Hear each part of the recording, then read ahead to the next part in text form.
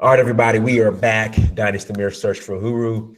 And we have the brother Blake with us today. He was on, was it earlier this week or was it last week where we're having the technical difficulties? Yeah, I think it was last week, end of last week. Yeah, in the last Yeah. week, we're having some technical difficulties, but we got the brother back on. And what we're going to discuss today is Johannesburg or Atlanta. What would be the better place to live?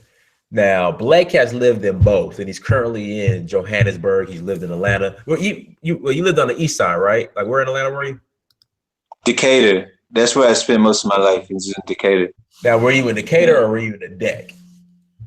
You know the difference? I was in I was in both. I stayed in downtown Decatur and also on Memorial Drive, like towards, the flea market. I don't know if it's still there, but yeah. Oh, it's still there. Hey, the Memorial Drive, the world famous Memorial Drive flea market is still there, right at 285 flea market, right at 285. Yeah. It's not going anywhere. It's still there. I'll tell you something funny. When I was in college, I actually shopped there all the time. That flea market and the Cannon Road flea market. Oh, same here. I used to shop there all the time when I was in college at the University of Georgia on the weekends. I would ride up to Atlanta, stop off at the flea market, give me some shirts. Now, looking back, they were probably fake. Of course they were. Yeah, but I used to frequent the Cannon Road and 285 flea market back when I was in college. So yeah, they are definitely still there. Definitely still there. So yeah, brother. So how long have you been in Joburg now? So it's almost 4 years now, and I first went to Botswana. I ended up in South Africa. Yeah. How was your experience in Botswana? I know a lot of people. How long were you in? First of all, how long were you in Botswana?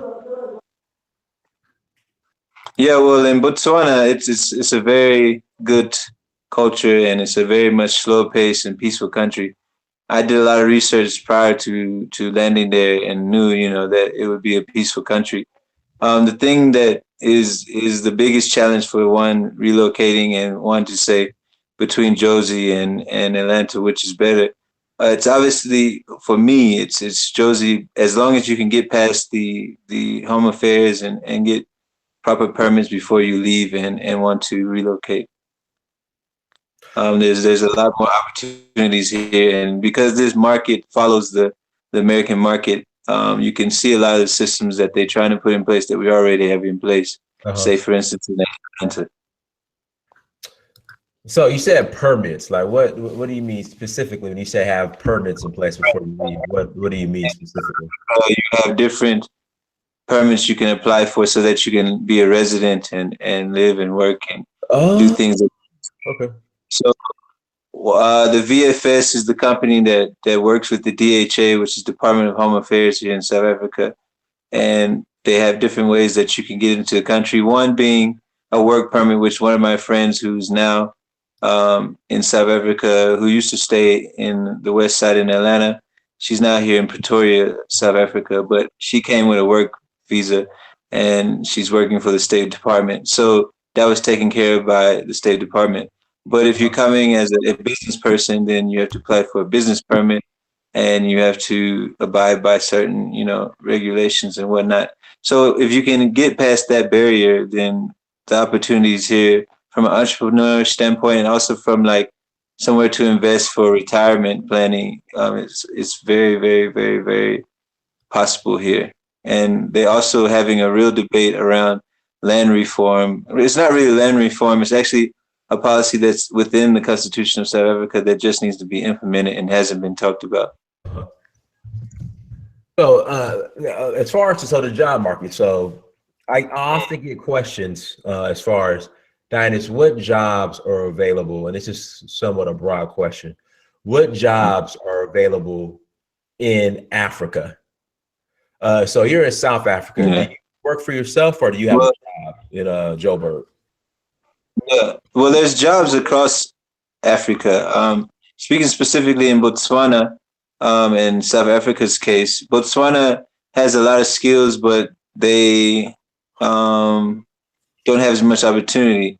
Um, South Africa has more opportunity, but not enough skills. So between Johannesburg and say Botswana and even Atlanta, there's what you call in South Africa scarce skills. If you were to look up scarce skills for South Africa, it'll show you that they actually are in need of people with capacity. Now, again, you still have to get past the permits and whatnot, but everyone that's gotten past that process that is here now in South Africa and are friends of mine from the States, they have gotten it past it and they loving life.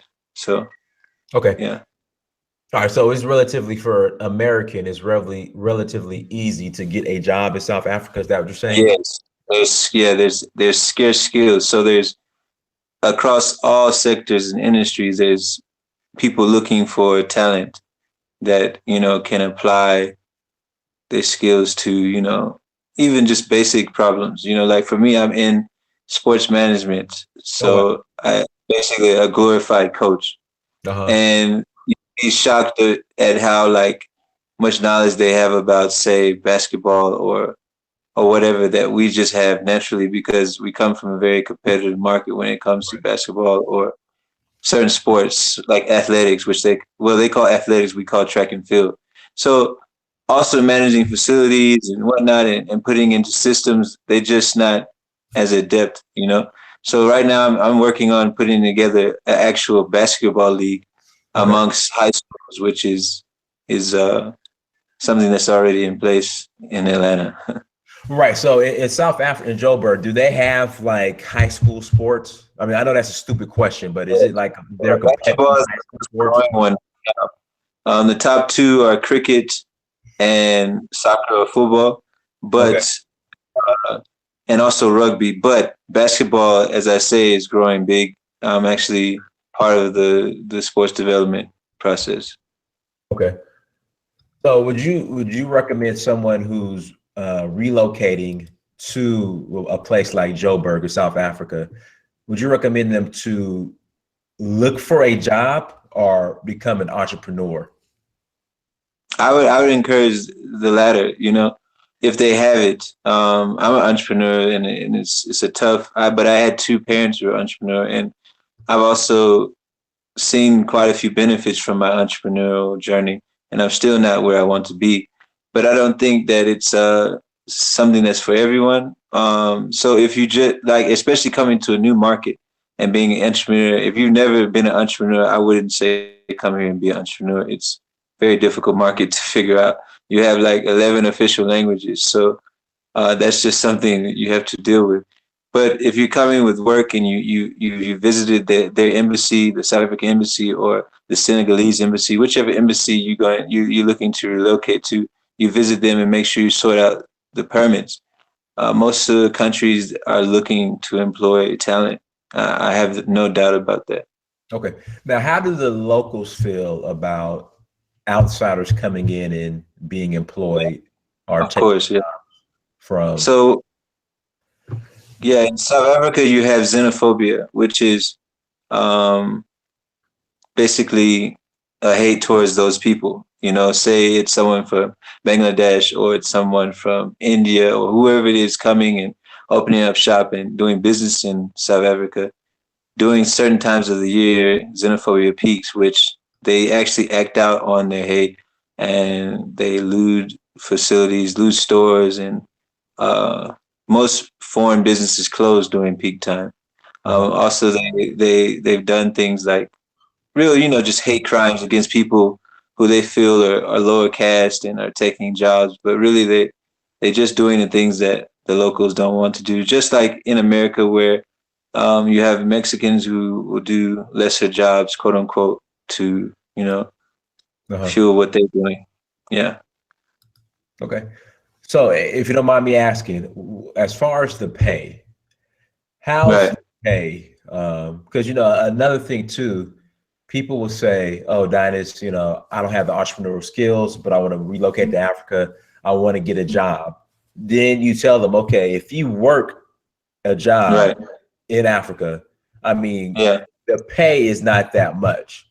And Right. that kind of, it turns them off some.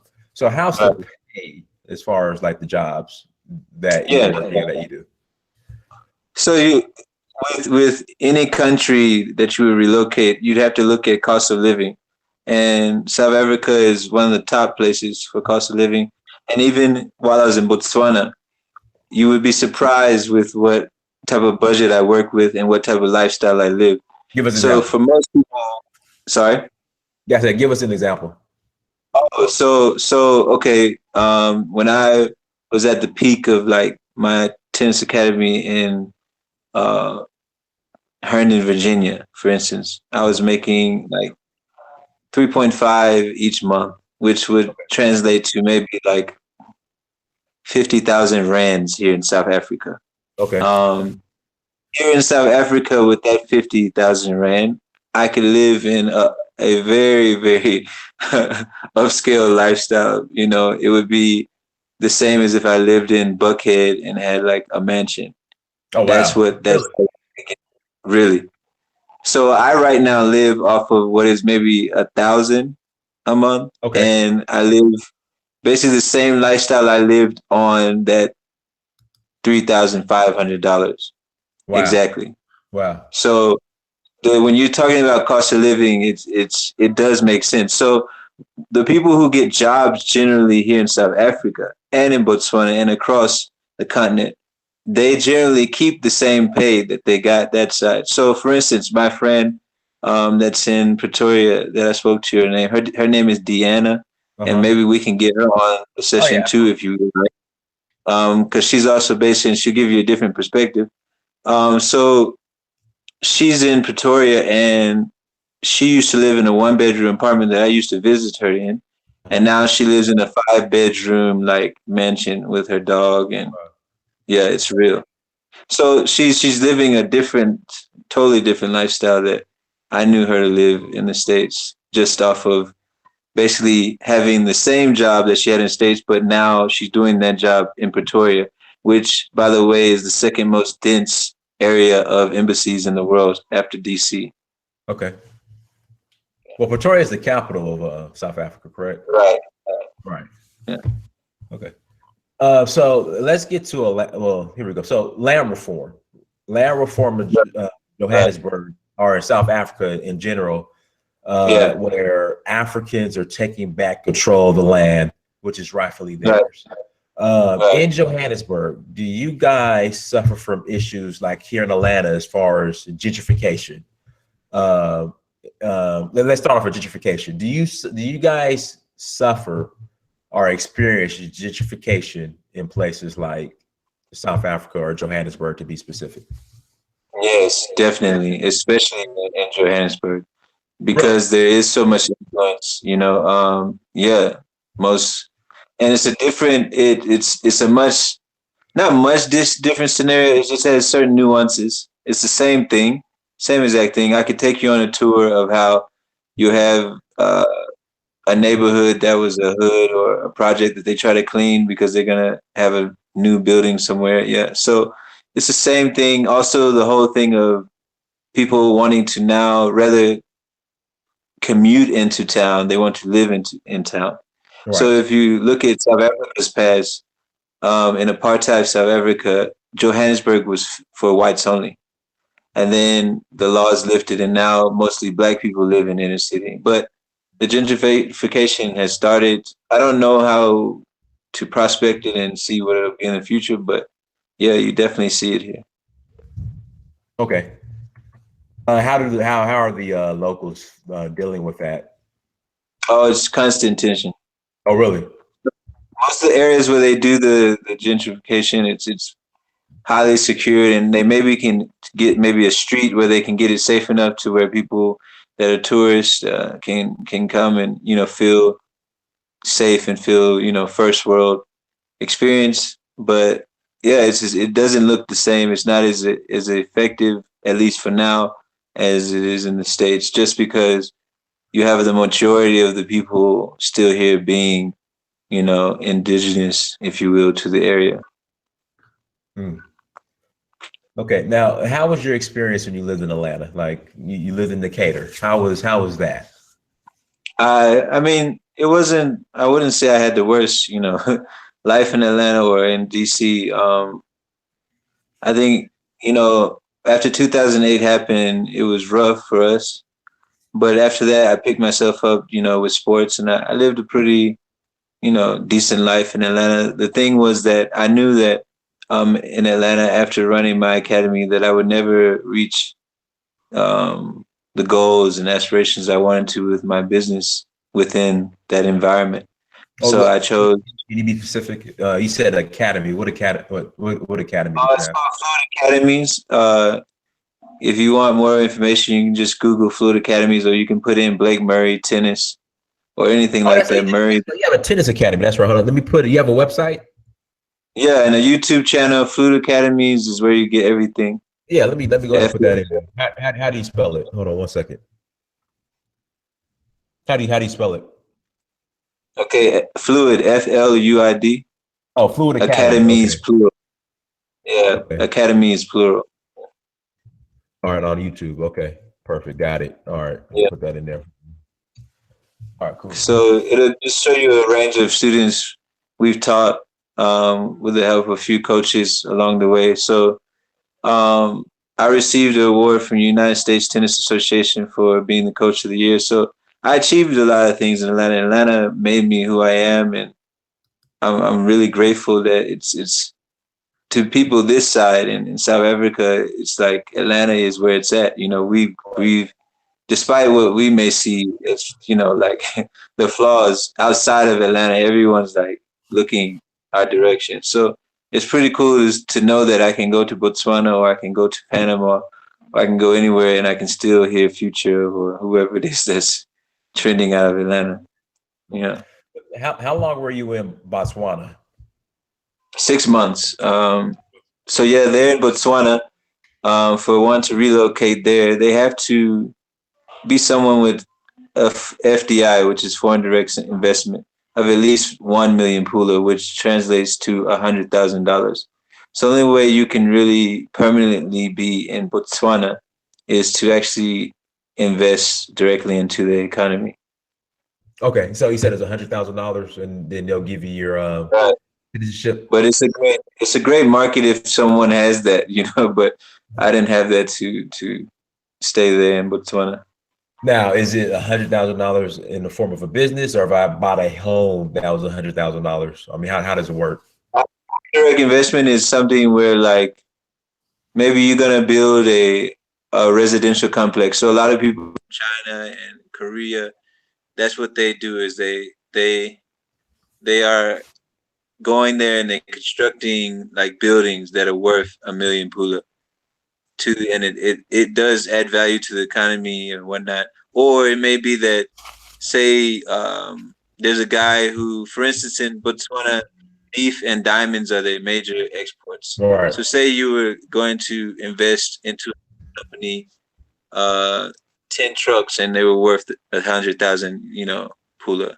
I mean, $100,000. So any way that you're directly investing into the economy, whether it be like investment or an asset, whatever. But Okay. The Botswana Investment Trade Center has more information on it. I visited there and met the president. That's one of the good things about coming from the States and going there is that you generally get to speak to the decision makers very quick Oh, wow. wherever you want to. Wow. Wow. So why did you leave Botswana and go to South Africa? The permits. So that's why the key thing I want to get across is that the permits, make sure that before you come this side that you have the proper permits in place and whatnot so that you can get on the ground and hit the floor running as opposed to trying to figure those things out. Once you have that, then that's your winning ticket to life in my regard. Okay. Now, are you a citizen in South Africa, or you just have a work permit? Yeah, so I'm still applying for business permit. Okay. Um, the process can be long if you don't do it when you're in the States or whatever your host country is or your home country is. So yeah, I'm doing a business permit, which allows you 5 to 10 years as long as you employ South Africans, and which we are doing. Okay. So how would the process be as far as just to get your citizenship? Yeah, so like I said before, for South Africa, the VFS is the place that you must go through to get your permit.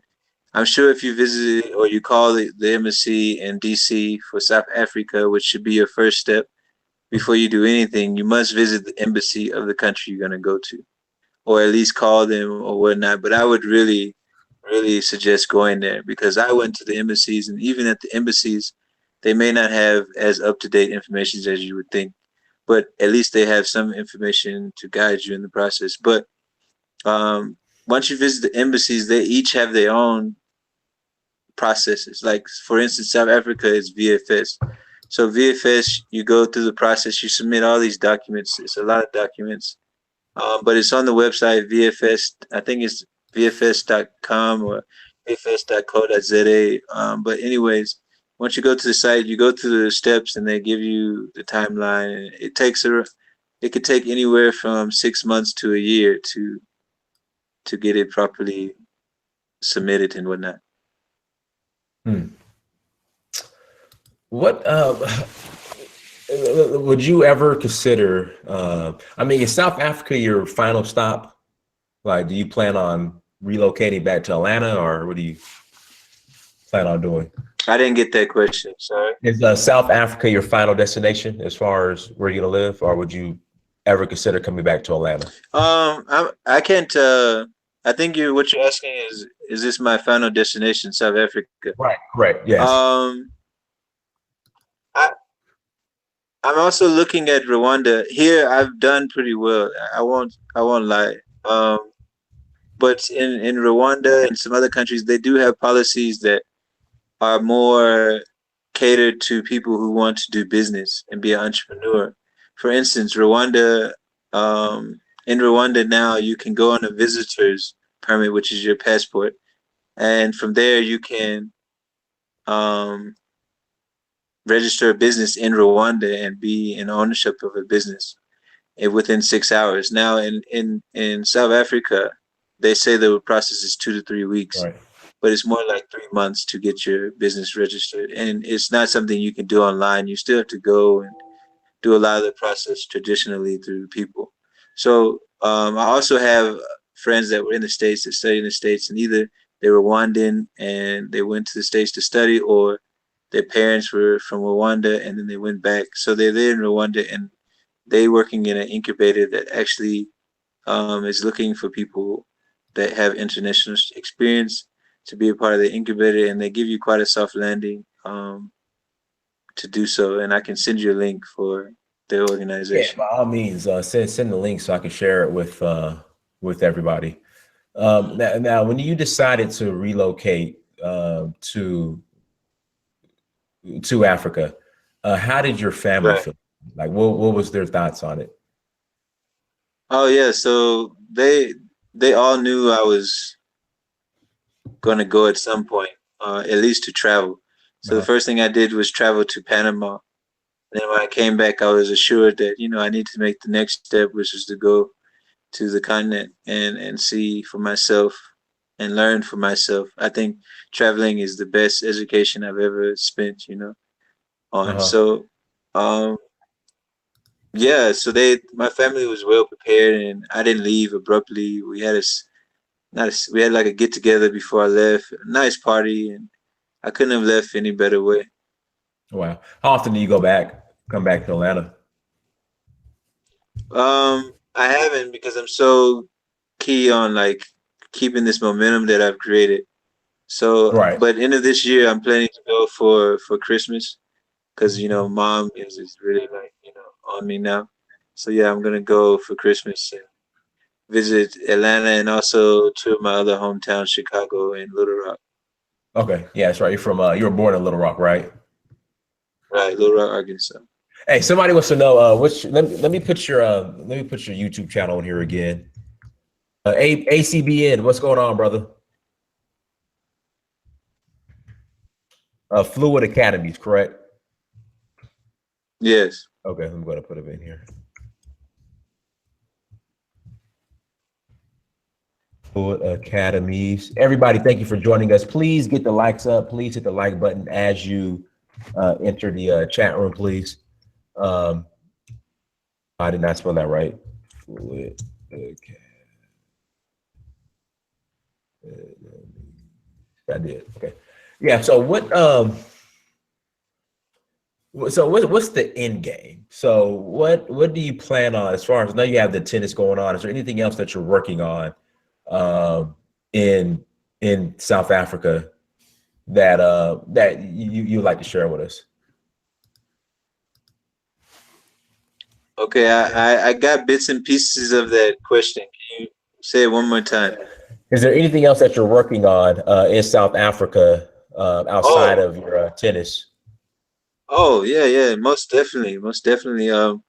I grew up in a very musical family, and my dad was a music manager and whatnot. So to get to the point quicker, I have this brand called Starve TV, and basically what we want to become is the Viceland of Africa, sharing Oh, stories similar to what you're doing, so that people are exposed to this market and don't have this one-sided, story to it, and more importantly, expose people to the culture of Josie and the culture of Habarone and the culture of Luanda and these places that are here. And if people really were exposed to them properly, I think there would be a lot less questions to be had. okay. Now, do you still So have we any? Go ahead. I'm sorry. Go ahead. so yeah, so we basically are a digital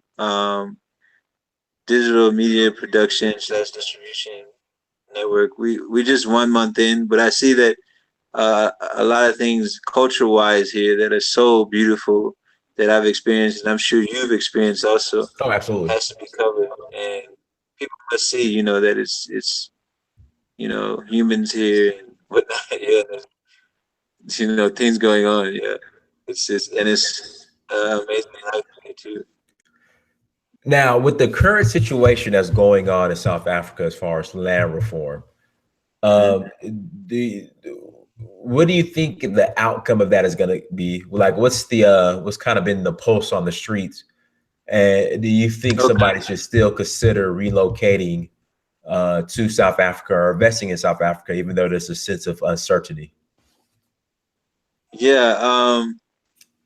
So this is just my perspective. So Afropunk is this show that they host around the I've world. heard of Afropunk, yeah. Yeah. So during that time, I had a lot of my friends from Atlanta and stuff come down, and we just had like another like Black Panther moment, somewhat, where people were just like, okay, it's nice here, it's a nice vibe. The point I'm getting to is everyone expressed their same feelings of being happy to be alive in this time. I believe that, like, especially in South Africa, most of the youth around my age are very happy to be alive in South Africa right now because such topics are being brought up and actually like really pushed. Right. Despite the political implications of Robert Mugabe, he did implement not implement, he fulfilled what was in the Constitution of land reform, Right. So, like Malema in his case is doing the same thing, and it's been successfully done. I think that it will happen. The problem or the challenge would be what will happen afterwards, how it would be distributed and whatnot. But actual policy was something that's already written. It just needs to be fulfilled. Now, are the South Africans are for the most part are they excited about the land reform? Because I've spoken to some South Africans in the past, and Yeah. they've literally told me that they could care less about land reform. They want jobs. All right. Like, what's the pulse as far as in South Africa Yeah. right now So as far as land reform? I'm in a different demographic most of the time. I'm in the mover and shakers, if you will, of like Black South Africa, and whether it's fees must falls or it's whatever they're trying to push, I know the people around it that are pushing it. My point is that these people are very in tune with the parliament and what goes on to it. Their political efficacy is pretty high, um, and it's because South Africa as a culture, it has its problems, but at the end of the day, they like rules and they love for you to go through processes and whatnot. So if the processes are in place and that was the rule, they're gonna abide by the rule. I Right. think that's all that's happening right now. Yeah. Mm, mm. Now, can you own land as a non citizen in South Africa? Most definitely. Yeah, most definitely. Really? Because There's a lot of I heard you can't. foreign people that own it. So you can. I didn't know that. Yeah. You can own it different ways, you know. There's all different ways that people own land, own businesses. Even some of the big businesses here in South Africa are owned in some type of BEE relationship or whatever. BEE is Black Empowerment, Economic Empowerment. It's similar to affirmative action in the States. That's a policy Uh-huh. that's in place here in South Africa. And through that, Black businesses get tenders. So, um, yeah, there's a lot of people here that use those policies and get BEE partners, basically Black partners, and then they buy all types of things, other than land and whatnot. Wow. Wow. Well, I guess John B. I guess he answered your question. So, if you're a Black American and you're relocating to South Africa and you're building some type of infrastructure, they'll give you land as Yes. for Black empowerment. Yeah. Okay. As long as you get as far as the permits and whatnot, I would suggest if you're gonna do that, get a business permit because working permits have a little less. I mean, a little less wiggle room. But my point is, it's definitely possible if you go through the processes, it will happen. And Okay. right now, that policy is implemented, you'll get land at the lowest you'll ever get it here in history. Wow. Yeah. Now, you being a Black American, how are you being received in South Africa? Very well, extremely well. It's like I call it. It's a modern. To me, it's modern reparations because Okay. the authority that you get, like I said, I've spoken to the top person at most agencies I go to, whether it's in Botswana or South Africa. I've never really spoken to on the ground floor people just because I'm from the States. Um, and it's shocking at times, how much treatment you get. And I've been here for 4 years and it hasn't changed a bit. So, um, as opposed to maybe some other countries, say maybe Ghana, yes, you may get more of the people who don't like you because they feel like they're intimidated. But here, that's very, very influenced by American culture Wow. and Atlanta culture, to be specific. So, being from Atlanta and coming to South Africa, it's quite a good deal. Yeah, I've been on TV and been in commercials and all types of things that I wouldn't even thought of in Atlanta. Wow. Wow. So, yeah, I mean, that was big for me. I didn't know. I thought foreigners couldn't own land in South Africa. But I mean, as a foreigner, can I come and buy a house for myself in South Africa? Right. No, I'm asking, can I? Yeah. Okay. Yes. Yes. You can buy it. Okay. Um. Okay. Yeah. We could discuss. The detail of how you would buy and where you want, what type of property you want. But yeah, you can definitely buy something through an agent here, or I can link you to an agent. Yeah, it can happen. Now, I was when I was in Cape And Town. there's so many beautiful places here with 360 views and whatnot. Well, when I was in Cape Town, I noticed that white people predominantly controlled real estate. Is that still the case? Did you hear me? Yes, that's why this this whole land thing is so huge. If you were only to live here and see the spectacular views and land and the people, you would understand. And then only to find all of the land fenced off. Mhm. like fences for days. So when you're in the States, you'll see areas fenced off for farming or whatever. You'll see a bunch of cornfields. You know, our land, we use it to extent, you know, all the way. There, it'll just be untapped land for forever, and it's just fenced. And that land, yeah, is owned by the people who are so angry about the whole policy, Right. which are the Afrikaners. So you have different white people here, and they all have different stories and whatnot, how they got to the country. But the Afrikaners were one of the first ones. Right. But I know a lot of like as far as real estate, like in Cape Town, I noticed that all the real Yes, estate companies, real estate agents, they're all white. Is that pretty much throughout South Africa? Is that the case? yes. So what you have to understand is South Africa is a new democracy. As much as it's so infrastructurally ahead of the rest of Africa, it's still a young democracy. So with that, people within certain industries still are lacking skills. Hence, the reason for them to need scarce skills like my skill, sports development or whatnot. So yeah, because these people don't have skills yet, and they're going to school and they're learning. I can even see within sports, well, not so much sports, definitely within entertainment. There's some big artists that are doing really well in entertainment right now, and their skills are getting there. And maybe a year or two ago, they didn't have those skills. So it's good to see now that they actually have the skills. Hmm. Now let's talk about Cape Town a little bit. Now this water shortage, is that are they exaggerating or are they really running out of water? Yeah, it's an actual problem. So what happened is that um, the Cape Town, and a reason why you also see a lot of white people in Cape Town is because they call it the second United States. It's called the Oh second yeah, America. I've been. I can see why. I've been. Yeah. So yeah, so um, yeah, with that comes a certain type of political agenda.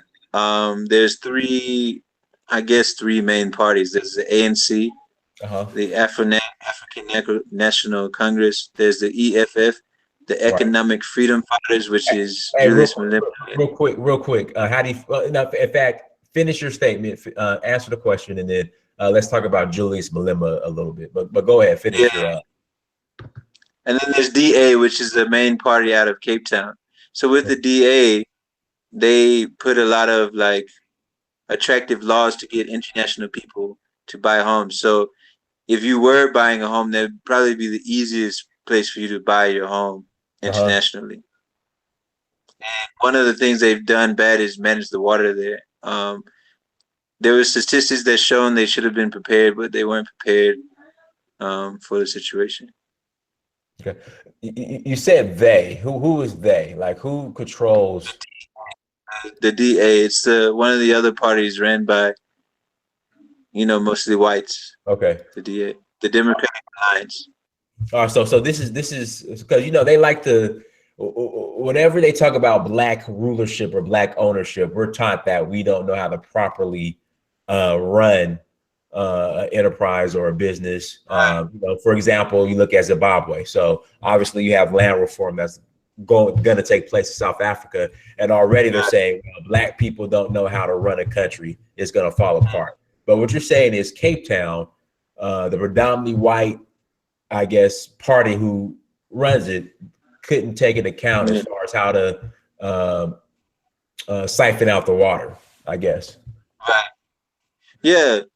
Um, yeah, like the DA runs Cape Town, and they just took over Joburg to a certain extent. And there's a lot of like public services that are going awry because of it. When the ANC was running everything, it was running smoothly. You had protests here and there, and you had these challenges. But as far as your public services, you never really had to worry about maybe a pipe busting and then it not being taken care of. But it's gotten really really lax since the DA one, and that's why this issue is bigger than a ANC and an EFF and a DA thing. I think it's more of a South Africa thing. It's like they want to protect. Not only is the land reform to take back or whatever, it's also a climate change thing. It's also a traditional thing. The way South Africans culturally and Zimbabweans and Botswana and just African people in general think, it's very processed and very civil about about things like even building a building. So an African South African man will ask you, why do you want to build a building there, and what is it going to do, and how is it going to do this? But maybe in some other cultures, it's not so much of a process to things, especially in the American market. Everything's fast, fast, fast, fast, fast. But here, especially in Botswana, I had to learn the lesson of, time and patience and putting things in perspective of, not rushing. So, um, yeah, they were just the ANC, which is the party that after apartheid was put in place by Nelson Mandela. Right. It's been a strong party when it comes to public service. They've done a real good job. And most people in South Africa do not pay for healthcare. They don't pay for a lot of things that the average American, especially Black American, services that are available. For instance, I had a big, so I'm an adrenaline junkie. I had a skateboarding accident and put a hole in my knee. I didn't pay $1 to get surgery done. I stayed in the hospital for 4 days. I didn't receive one bill. All I had to do is show my passport, and that was it. Wow. But if I would have went to a public hospital in say Rockdale, where I grew up a bit too, Or in Atlanta. for $1,000 in bills. Right, right. So how's the healthcare in Joburg versus Atlanta? Yeah, so yeah, you get the free healthcare. It's Uh-huh. just right as a citizen, similar to England or wherever else they have that type of policy. And then if you go private, the prices are less than what you would pay for a health insurance policy in the States, probably a quarter of what you would pay, and you would get premium service. Some of the best hospitals are here in South Africa, especially Pretoria. Somebody brought this up before. Let's go back to Cape Town real quick. But Somebody brought this up before in another stream I had that I guess a brother was killed who invented like a device to save the water, and then white people stole his work. Is that true? Do you know about that? stole what? I'm not sure what he stole. No, no, no, no. They're saying a black guy in South Africa in Cape Town invented a device which would have saved the water, or we wouldn't be in a situation. You guys wouldn't be in a situation that you're in now in Cape Town as far as the water. And he was killed. I'm not. I haven't heard too much on that, and I can't. I heard like maybe a small bit on it from a friend. He mentioned it, and I didn't think much of it.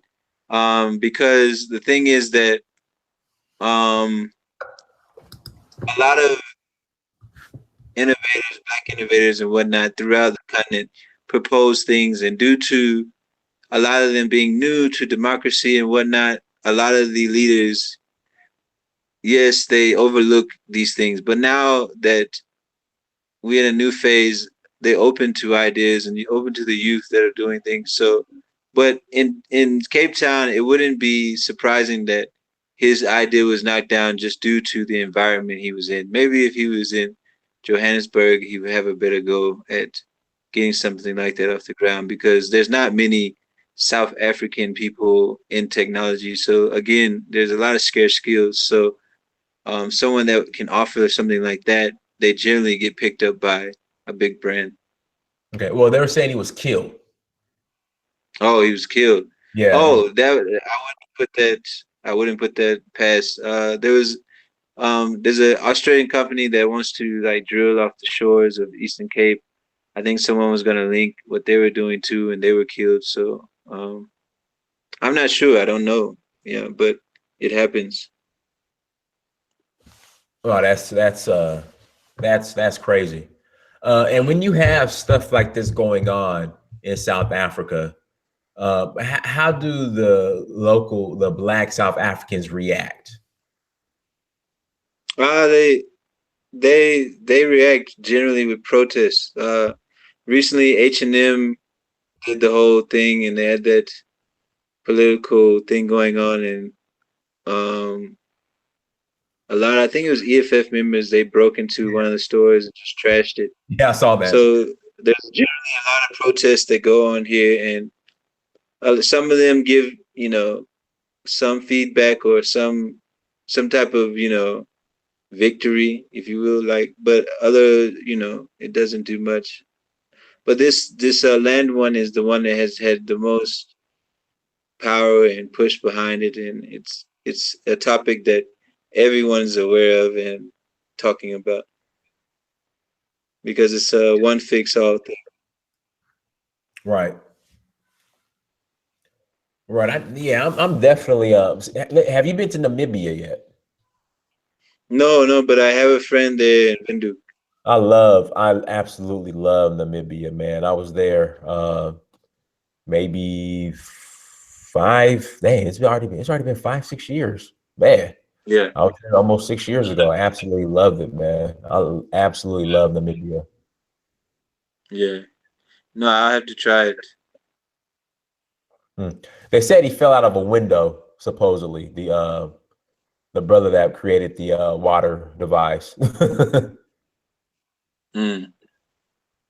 No, I'll do more research on that. Yeah. Could definitely love to get some more details on that. So overall, if someone had to choose between Atlanta or Johannesburg to live, okay, let's deal with this. So I've heard a lot of stories that Johannesburg, the crime is out of control. That's what people say. You live there. Yeah, Is that true or not? it's not true. It's not true. Yes, that no, man. It's compared to Atlanta's crime, there's no comparison. Right. Yeah, not at all. Statistically speaking, right? If the average American home has 5 guns, Right. and next to most, it's a gun store, liquor store. So here you don't have that. You have taverns where people drink, but they generally just drink themselves till they go to sleep. They're not out. But you do have like petty theft. You have Yeah, car theft. You have those things. that's everywhere. Yeah. Uh, Again, if you're African American, Uh-huh. this is one story I had. I guess they thought I was in a bad area, even though I knew this bad area. It's called Hillbrow, which is probably the most scary neighborhood in South Africa, which I've been to plenty of times, and And I'm going to it cut you doesn't. off. Like to them, it's scary, but to us, it's like a normal neighborhood. Is that what you're about to say? Yeah. Yeah, it's like before crack hit us. That's Right. what Johannesburg. Yeah, Yeah, because I mean that's how it was when I was in Ghana in a neighborhood that people are like, oh man, that neighborhood is rough, and I'm like, okay, I mean it's I mean especially in Ghana. I've been in worse in California and in Atlanta, like worse, like not want to get out the car, but this right here, I Right. mean, I don't see any issues. Yeah. Ghana has really, really good like policies when it comes to policing and whatnot. They will actually find the thief and bring them back and beat them, and Right? yeah, Yeah, it's serious in Ghana. yeah. That's Africa in general. They don't play that shit, man. Like They don't play it. you're definitely not gonna steal out there. Uh, all right, a black woman wants to know what about the STDs if you're moving as a single black woman. But Oh this is the yeah, thing, they said Atlanta is like the worst it on the is. planet. It is compared to here. In my perspective, I I I I most like yeah.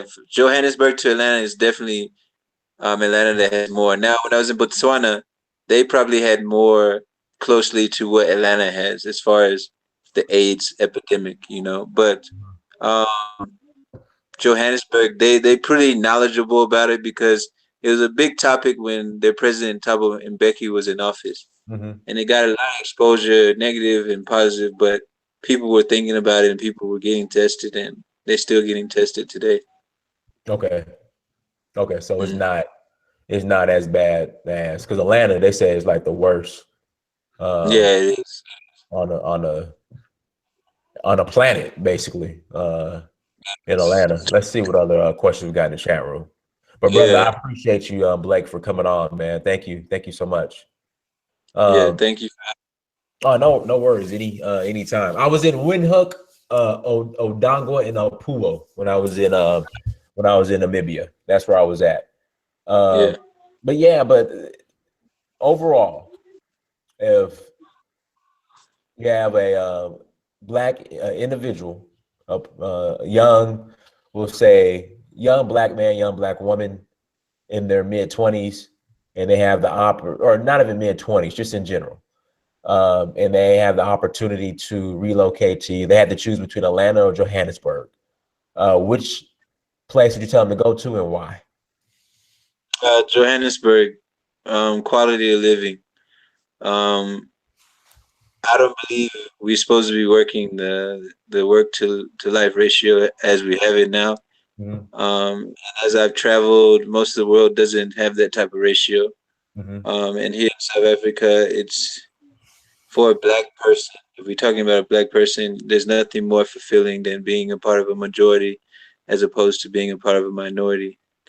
Um, it's just something freeing about meeting people that want to share their culture and share their homes and share their food and teach you about Ubuntu and help you understand, things that you didn't put together on your own.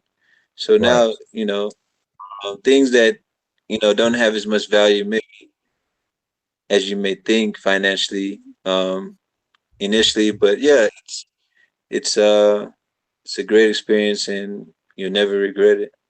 Hmm. And somebody I forgot to ask, how do you feel about Julius Malema? I So love I him. think he's a great person. I believe people are underrating him. I believe when we look back at him, we'll like be like, yo, this guy was powerful. Mhm. Yeah, I think he's been so consistent.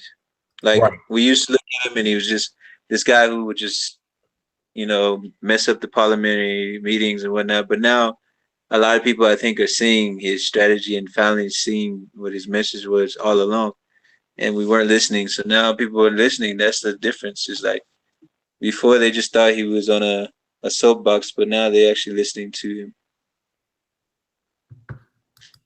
Right. Right. Well, all right, brother. Again, share with everybody your contact information again, and thank you so much for coming on. Yeah, so it's Blake Murray from Atlanta.